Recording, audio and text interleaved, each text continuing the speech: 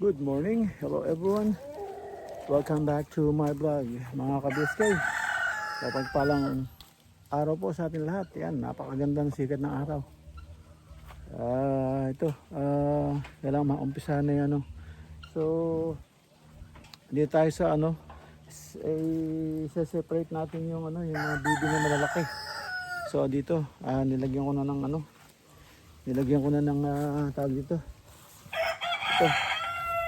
Nilagyan ko na ng tanda. Yan yung lalagyan ng poste. Yan siya, yan. So yan na.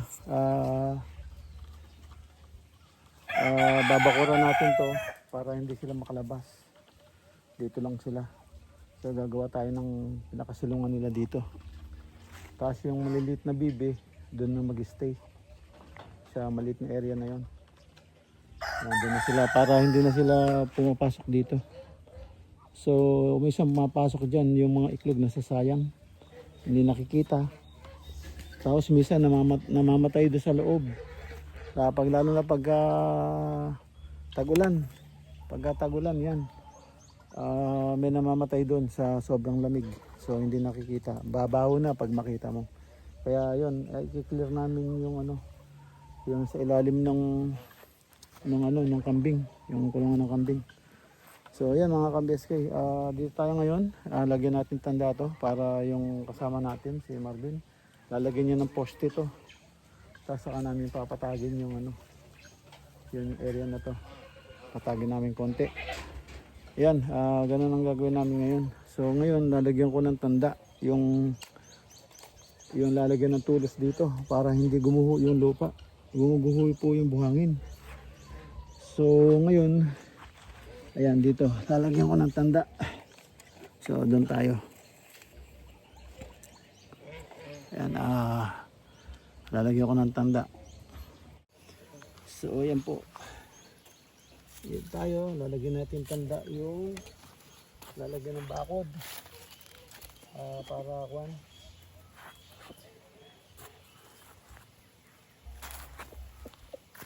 Para hindi gumuho to.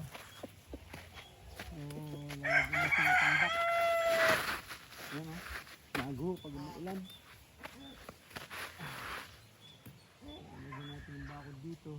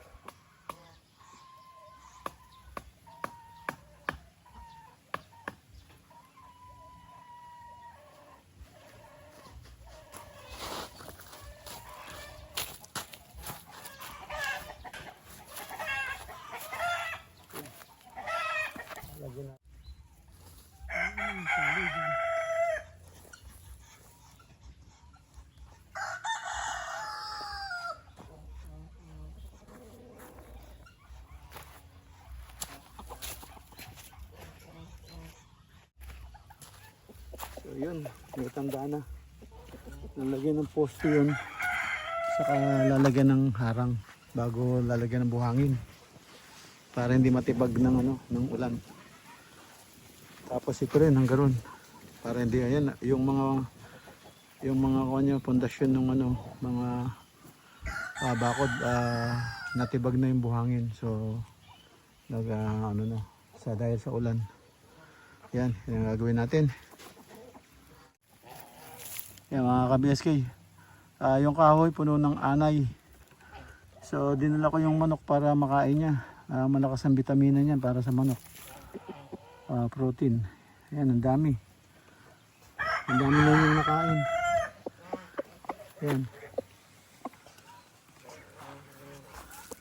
Yan, ang dami.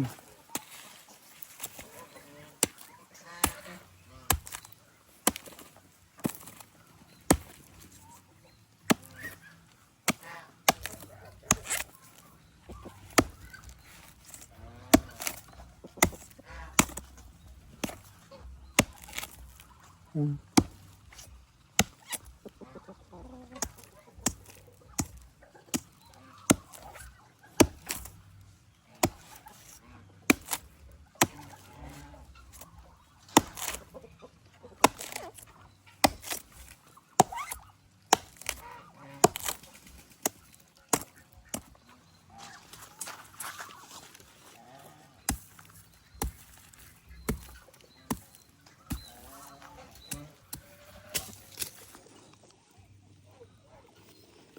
So ang daming anay.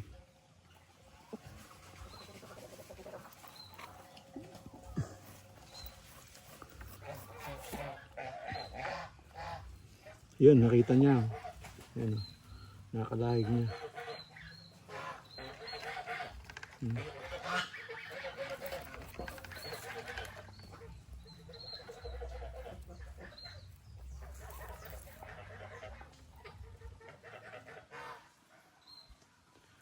Yan, ang dami.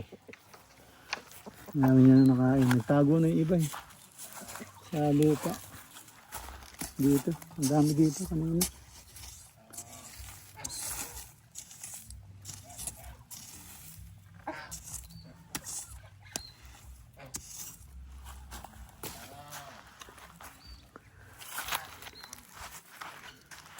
Yung isa mailap mailap yung manok. Huwag mo na kainin yan. Huwag mo na kainin. Huwag mo na kainin ito. Huwag mo na kainin ito. Ito ba? Kulay itim. Huwag mo na kainin yun. Kainin niya pa yan. Kulay itim. Baka may kamandag pa yan. Yun. At naayos ko na to. Na pormahan ko na. So yun, lalagyan namin bakod, tapos ibababa namin yung net. Yan. At ito naka ano to. Hindi nakakabit yata to.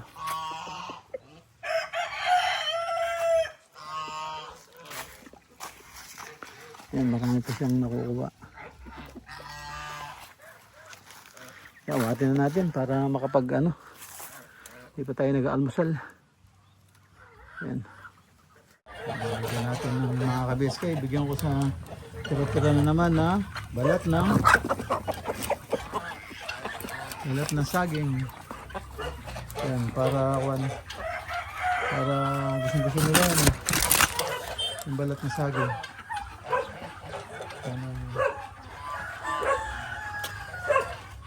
Ayan.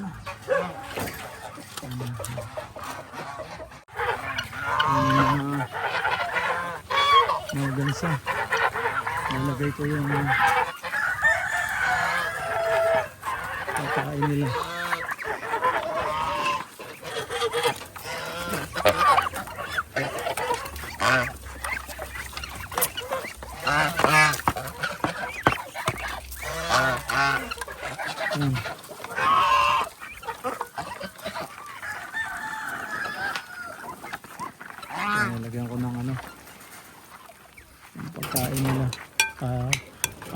to eh, yung oatmeal na ano, medyo luma na, kaya binigay ko na sa kanila. Yung lasa kasi hindi na maganda. So, matagal na sa barko kasi. Naabot ng 2 buwan.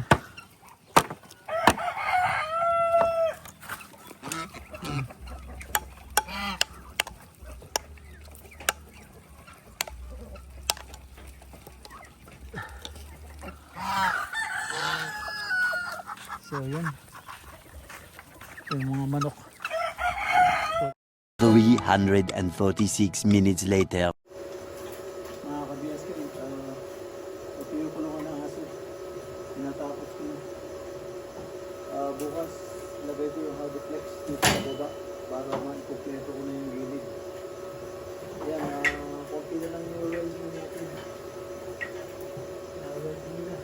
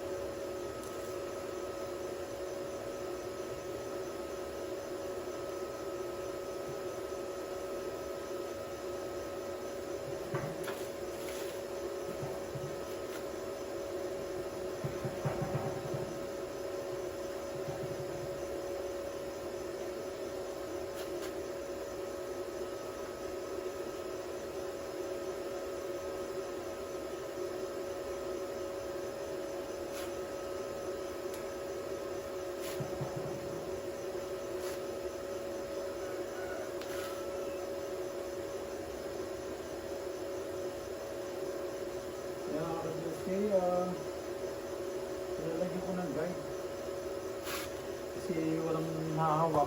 So gagawa tayo ng hawakan. Ayan.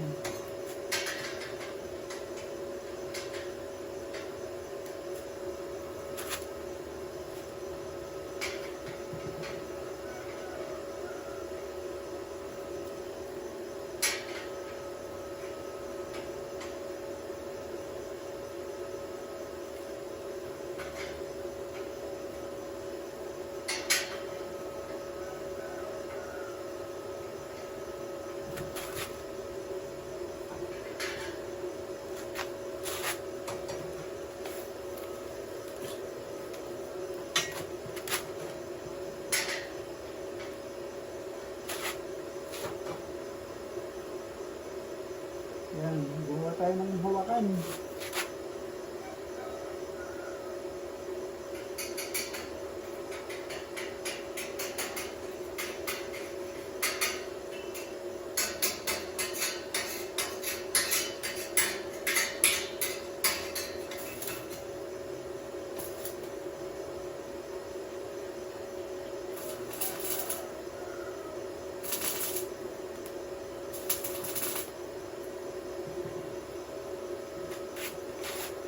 Ayan o.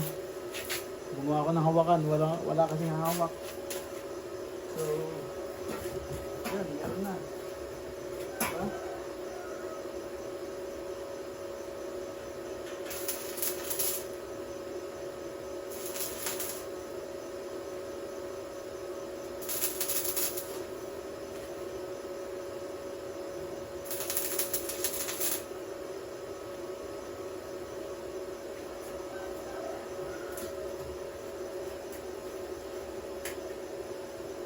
So,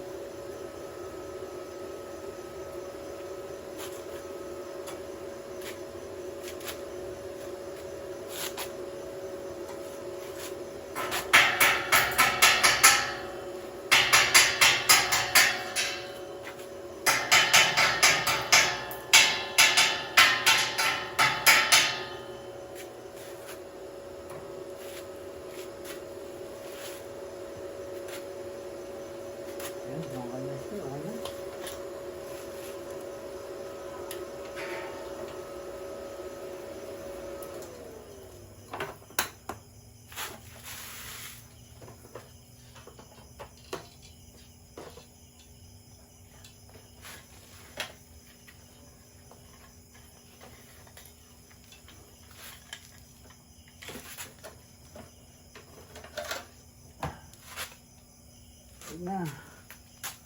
Siya mga kabisay. Gabi na po. Kaya hinto na tayo. Okay na to. Bukas malagay yung hard flex sa baba.